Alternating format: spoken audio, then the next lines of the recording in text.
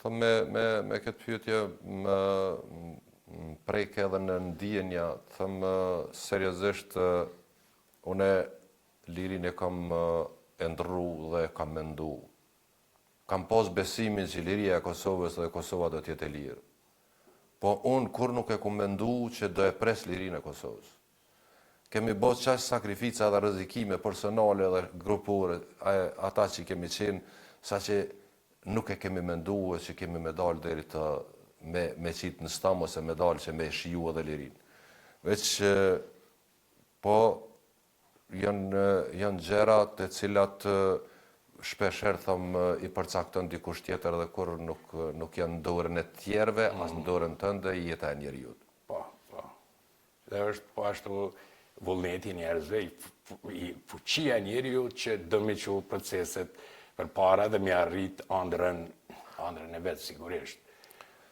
Une mund të them një diçka të cilën në vitet, në fillim të viteve 90-ta, kur filloi edhe Slovenia, kur filloi me u lykund, edhe e bëj bisedë me një burr që ishte në partinë komuniste të atëhershme, edhe i them e ngushllova, thash, lash zotish nësh për Jugosllavinë.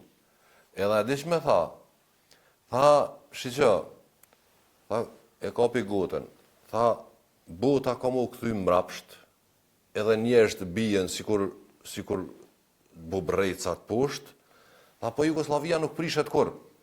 E kish një bindje të atil që aj pushtet, aj regjim nuk do të bi.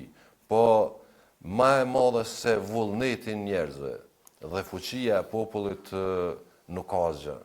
Edhe realisht dul edhe me propagandë sa kemi bon në atë kohë, kemi thonë që një popull rëbrohet vetëm nëse don aj.